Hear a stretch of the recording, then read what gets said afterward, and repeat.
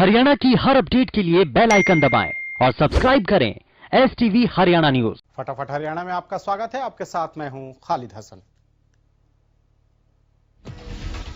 नए कृषि कानूनों को रद्द करने पर अड़े किसान संगठनों के आंदोलन का 9वां दिन है। शुक्रवार को किसान संगठन ने प्रेस कॉन्फ्रेंस की और भारत बंद का आह्वान किया। उन्होंने कहा कि अगर कल की बैठक में उनकी मांगें नहीं मानी गई तो 8 दिसंबर को भारत बंद करेंगे।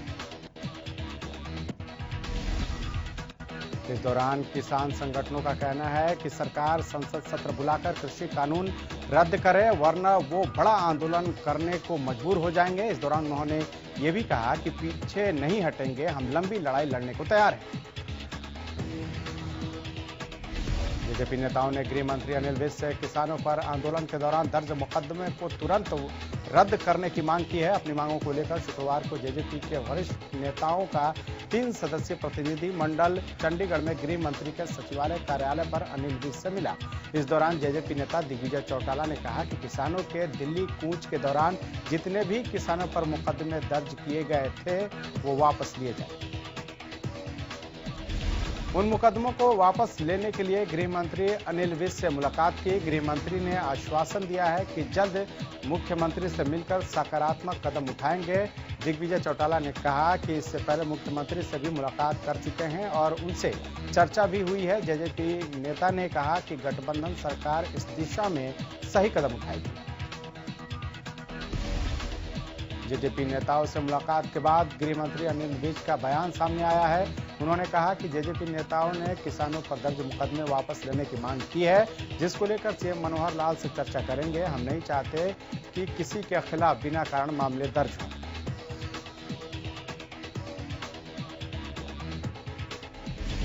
पिपली में हुए किसानों पर लाठीचार्ज और अब किसान आंदोलन पर चौतरफा गिरी मनोहर सरकार पर नेता प्रतिपक्ष और पूर्व सीएम हुड्डा ने जोरदार हमला किया। पूर्व सीएम हुड्डा ने कहा कि मनोहर सरकार जनता और किसानों का विश्वास खो चुकी है और ऐसी सरकार को सत्ता में रहने का कोई हक नहीं है। नेता प्रतिपक्ष भूपेंद्र सिंह हुड्डा ने कहा कि कांग्रेस राज्यपाल महोदय से मांग करेगी कि जल्द आपातकाल सेशन बुलाया जाए, जिसमें कांग्रेस अविश्वास प्रस्ताव लाएगी, जिसके बाद ये साफ हो जाएगा कि कौन किसानों के साथ है और कौन खिलाफ। कांग्रेस प्रदेश अध्यक्ष कुमारी सैलजा ने किसान आंदोलन के मुद्दे पर प्रेस कॉन्फ्रेंस कर केंद्र और राज्य सरकार पर जमकर निशाना साधा।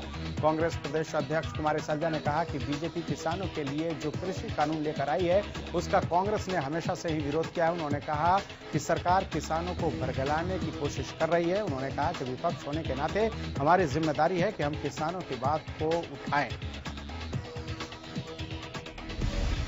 कुमारी सैलजा ने सरकार से आग्रह किया कि वो किसानों की समस्या को समझते हुए कृषि कानून को वापस लें और किसानों पर दर्ज मुकदमे को भी वापस लें। कुमारी सैलजा ने कहा कि जिन किसानों के आंदोलन के दौरान मौत हो गई है, सरकार को उनके परिजनों को मुआवजा देकर उनकी मदद करनी चाहिए। कुमारी सैलजा ने इस दौरान नगर निगम चुनाव को लेकर भी बातचीत की।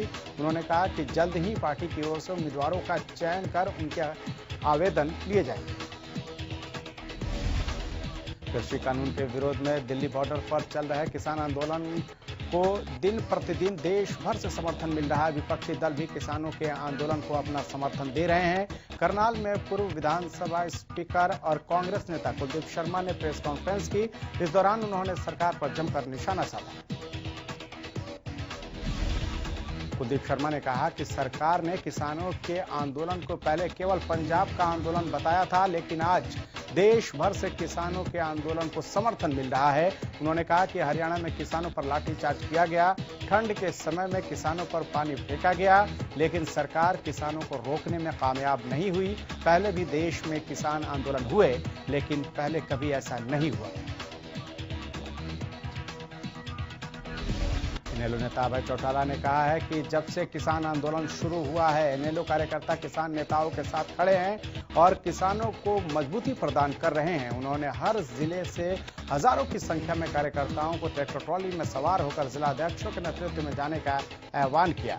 किसान आंदोलन के लिए राशन, डॉक्टर और दवाएं भेजी जाएगी। साथ ही किसानों को ठंड न लगे, इसके लिए पार्टी की ओर से कंबल भेजने की बात भी उन्होंने कही। साथ ही उन्होंने कहा कि जल्द ही वो किसान नेताओं से मुलाकात करेंगे और कैसे उनकी मदद की जाए उस पर चर्चा करेंगे। इस दौरान केंद्र पर निशाना साधते हुए उन्होंने कहा कि 8 अप्रैल 2010 को गुजरात के तत्कालीन सीएम ने तब के प्रधानमंत्री मनमोहन सिंह को पत्र लिखकर एमएसपी की वकालत की थी। तब उन्होंने संदेश दिया था कि वो किसानों के हित की लड़ाई लड़ रहे हैं। उन्होंने पीएम मोदी पर अपने चहेते लोगों को खुश करने के लिए कानून बनाने का आरोप लगाया। साथ ही कहा कि अगर किसान इस्तीफे की मांग करेंगे तो वो उसी समय इस्तीफा दे देंगे। वहीं जेजेपी पर तंज करते हुए कहा कि चौधरी देवीलाल के नाम पर दूसरे लोग भी राजनीति कर रहे हैं, वे बताएं क्या इस्तीफा देंगे।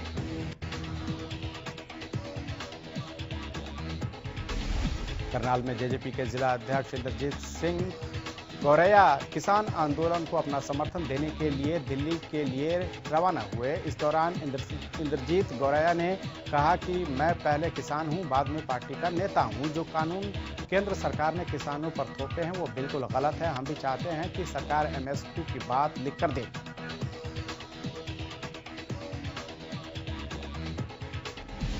उन्होंने कहा कि उसके लिए कानून बनाया जाए। हम अपनी बात सरकार तक, अपनी पार्टी के बड़े नेताओं तक पहुंचा रहे हैं। उन्होंने कहा मुझे लगता है उप मुख्यमंत्री दुष्यंत चौटाला को बीच की कड़ी बनकर मध्यस्थता का काम करना चाहिए। अगर मध्यस्थता का काम होगा तो उससे पार्टी और मजबूत होगी।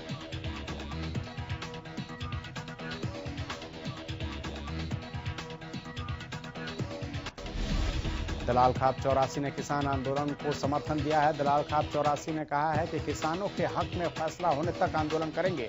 बता दें कि प्रधान भूप सिंह की अगुवाई में दलाल खाप 84 आंदोलन में शामिल हुई है। साथ ही उन्होंने तीनों कृषि कानूनों को रद्द कर एमएसपी कानून लागू करने की मांग की।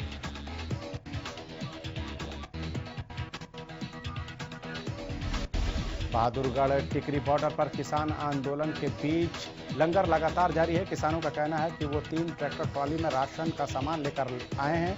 किसानों ने कहा कि जब तक सरकार हमारी मांगे नहीं मानती, हमारा प्रदर्शन जारी रहेगा।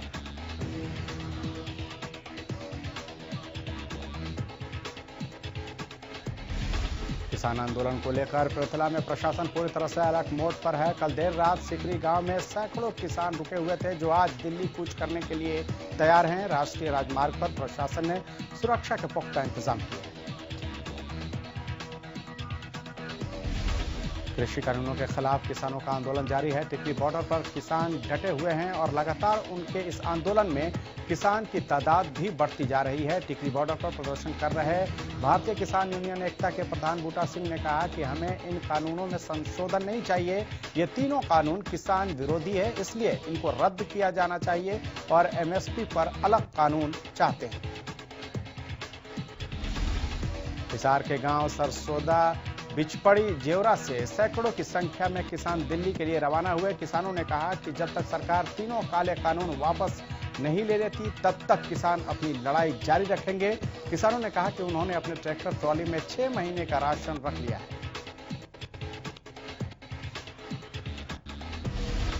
हिसार से दिल्ली बॉर्डर जा रहे किसानों का कहना है कि अब ये लड़ाई आर पार की है। किसानों ने सरकार को चेतावनी देते हुए कहा है कि अगर सरकार ने किसानों की बात नहीं मानी तो वो 2024 तक भी इस आंदोलन को जारी रख सकते हैं।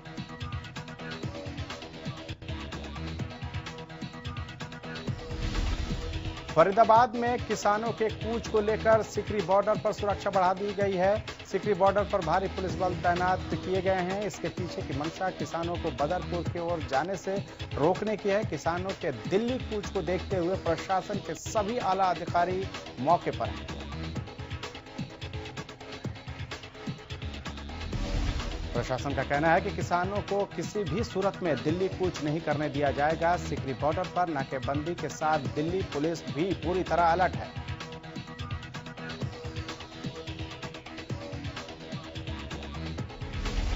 किसान आंदोलन के बीच अब किसान खेतों से सब्जी मंडी में बेचने की जगह धरने पर बैठे किसानों को दे रहे हैं। बड़वासी गांव के युवा संगठन की ओर से गैस के सिलेंडर से लेकर सब्जियां, मूंगफली, मिठाइयां और खेतों की सब्जियां बॉर्डर पर पहुंचा रहे हैं। बड़वासी गांव से कुंडली बॉर्डर पहुंचा युवा दल लगातार किसानों की मदद के लिए बॉर्डर पर सामान पहुंचा रहे हैं। युवाओं का कहना है कि जब तक 3 कृषि कानून वापस नहीं लिया जाता तब तक बॉर्डर पर बैठे किसान भाइयों के लिए हर संभव मदद पहुंचाते रहेंगे और आसपास के गांव से भी लोग इकट्ठा होकर आंदोलन में अपना हर प्रकार का सहयोग करेंगे।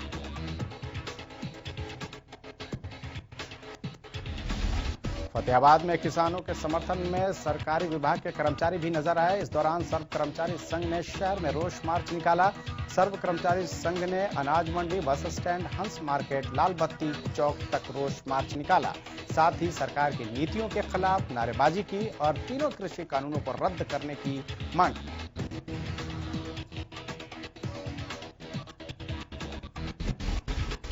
गोला बार एसोसिएशन के वकीलों ने किसानों को अपना समर्थन दिया है। बार एसोसिएशन के वकीलों का कहना है कि हम दिल्ली जाकर किसानों का समर्थन करेंगे। इस दौरान वकीलों ने किसानों के लिए सहायता राशि भी जुटाई। वकीलों का कहना है कि किसानों पर दर्ज हुए मामले निःशुल्क लड़े जाएंगे। हरियाणा सरकार में शामिल नीलोखेड़ी विधायक और हरियाणा वन विकास निगम के चेयरमैन धर्मपाल गोंदर ने किसानों के हक में अपनी आवाज बुलंद की है। धर्मपाल गोंदर ने कहा है कि सरकार को किसानों की मांगों को सुनना चाहिए। उन्होंने कहा कि सरकार को किसानों की परेशानी को समझना चाहिए।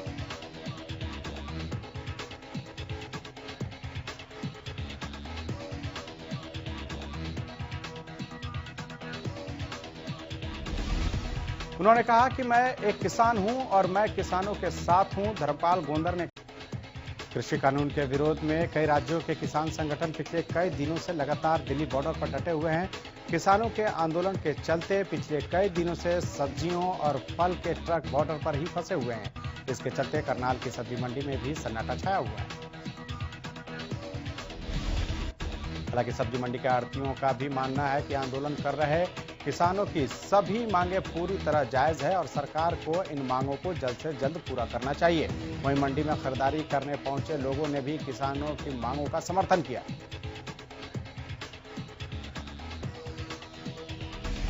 बीजेपी प्रदेश अध्यक्ष ओपी धनखड़ ने नगर निगम और नगर परिषद चुनाव के लिए संचालन समिति का गठन किया। ओपी धनखड़ ने इस संचालन समिति का संयोजक शिक्षा मंत्री कंवरपाल गुर्जर को नियुक्त किया। बीजेपी प्रदेश अध्यक्ष ओपी धनखड़ ने नगर निगम चुनाव के लिए धरुहेड़ा से प्रभारी मनीष मित्तल और सह प्रभारी कल्याण सिंह को नियुक्त किया। वहीं उकलाना से ओम प्रकाश पहल को प्रभारी बनाया गया और सुरेंद्र पुनिया को सह प्रभारी नियुक्त किया गया है।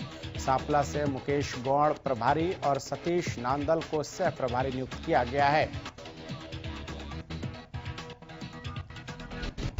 प्रदेश में कोरोना के आंकड़ों में बढ़ोतरी दर्ज की गई है। पिछले 24 घंटे में 1635 नए मरीजों की पुष्टि हुई है। गुरुग्राम में 437 और फरीदाबाद में 305 नए मामले सामने आए हैं। वहीं सोनीपत में 90 और रोहतक में 85 नए मामले सामने आए हैं। प्रदेश में 24 घंटे में 32 मरीजों की मौत के मामले सामने आए हैं। इसी के साथ अब तक कुल 2520 कोरोना मरीजों की मौत के मामले सामने आए हैं।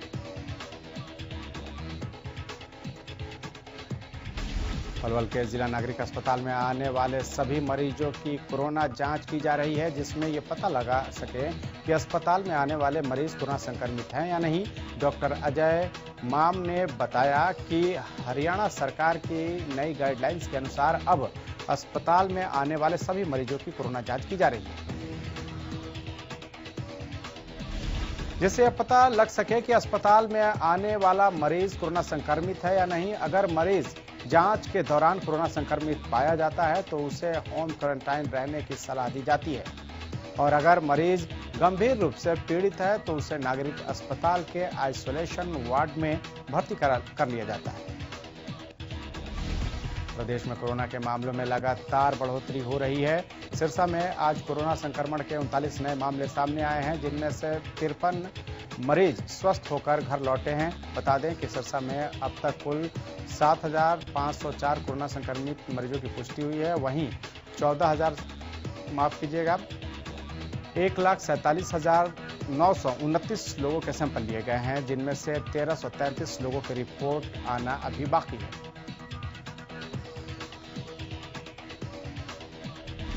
प्रदेश में ठंड के साथ कोहरे ने भी दस्तक दी है। आसमान में छाई कोहरे की चादर लगातार लोगों की मुश्किलें बढ़ा रही हैं। कोहरे के कारण विजिबिलिटी कम होने के कारण वाहन चालकों का सड़क पर निकलना चुनौतीपूर्ण हो गया है। सोनीपत में वाहन चालकों के स्पीड पर कोहरा ने ब्रेक लगा दिया है। कोहरे की घनी चादर के बीच वाहन चालक पस्त नजर आ रहे हैं। गोहाना में भी कोहरे का कहर देखने को मिला। दिसंबर महीने के पहले सप्ताह के साथ ही कोहरे की शुरुआत हो चुकी है। कोहरे के कारण आवागमन प्रभावित नजर आया। वाहन चालकों का कहना है कि कोहरे के कारण उन्हें काफी परेशानी झेलनी पड़ रही है। जिंद में भी मौसम ने करवट ली है। इसी के साथ सीजन का पहला कोहरा जिंद में देखने को मिला। वाहन चालकों को सुबह के समय भी गाड़ियों की लाइट जलाकर सफर करना पड़ रहा है। अंबाला में पुलिस ने कई कॉलोनियों में कमिंग अभियान चलाया। इस दौरान वहां से 3 स्कूटर मोटरसाइकिल बिना कागजों के मिले। पुलिस ने इन वाहनों को अपने कब्जे में ले लिया है।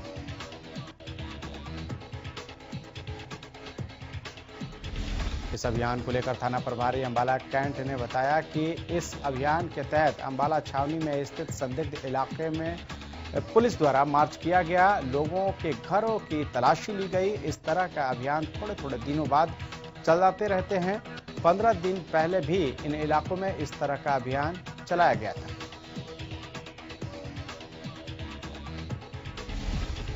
हिसार में एक बेरहम बहू ने अपनी बुजुर्ग सास को घर से बाहर निकाला।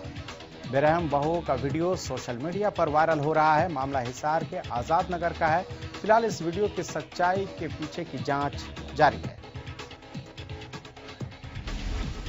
यमुनानगर सिविल अस्पताल के ट्रॉमा सेंटर के गेट पर महिला एक व्यक्ति का शव छोड़कर फरार हो गई। पंजाब नंबर की एम्बुलेंस में वो शव लेकर आई थी, जिसके बाद मृतक की पहचान द्वारकापुरी कॉलोनी निवासी सौरभ अरोड़ा के रूप में हुई है। अस्पताल से मृतक के परिजनों को सूचना पहुंची तो वो मौके पर पहुंचे। मृतक की पत्नी मनमीत ने आरोप लगाया कि उनके पति की हत्या की गई। महिला का आरोप है कि जो महिला उससे यहां छोड़कर गई है उसने ही इस वारदात को अंजाम दिया है। वहीं एसएचओ सिटी सुखबीर सिंह का कहना है कि उन्हें भी अस्पताल से सूचना मिली है। शव पर कोई निशान नहीं है। मामले की जांच जारी है। शव पोस्टमार्टम करवाया जा रहा है। फिलहाल कोई भी शिकायत इस मामले में नहीं दी गई है। सर्दी के मौसम में अब कोहरे का कहर दिखने लगा है। हिसार चंडीगढ़ हाईवे पर कोहरे की वजह से गांव कटवाड़ के पास खड़े ट्राले में एक प्राइवेट बस की टक्कर हो गई। इस हादसे में बस ड्राइवर की मौत हो गई, जबकि 15 लोग गंभीर रूप से घायल हो गए। हादसे के बाद नागरिक अस्पताल की एम्बुलेंस ने मौके पर पहुंचकर घायलों को अस्पताल तक पहुंचाया, जहां उनका इलाज चल रहा है। बताया जा रहा है कि जयपुर से आ रही प्राइवेट बस चंडीगढ़ जा रही थी, लेकिन कोहरे के चलते बस कटवाड़ गांव के पास खड़े ट्राले से टकरा गई। गुरुग्राम में सीरियल किलर पुलिस के हत्थे चढ़ गया। पालम बिहार की क्राइम पुलिस ने कार्रवाई करते हुए बिहार के रहने वाले इस सनकी हत्यारे को गिरफ्तार किया है। पुलिस का कहना है कि यह हत्यारा किसी को शिकार बनाने से पहले शराब पिलाता था, फिर हत्या की वारदात को अंजाम देता था। बीते 24 नवंबर की रात आरोपी ने लेजर वैली इलाके में एक युवक की चाकू से गोदकर हत्या कर दी थी। वहीं 25 नवंबर की रात को उसने सेक्टर 47 में 26 साल के युवक का सिर काटकर हैवानियत को अंजाम दिया और 26 नवंबर की रात को उसने सेक्टर 40 में एक गार्ड की भी हत्या की थी। यमुनानगर में पिछले काफी समय से सक्रिय ऐसे चोर गिरोह का पुलिस ने पर्दाफाश किया है, जो खेतों से पॉपुलर का पेड़ काटकर बेच देते थे। CIA 1 की हिरासत में आए इस चोर गिरोह के सदस्य अलग अलग इलाकों में किसानों की ओर से लगाए गए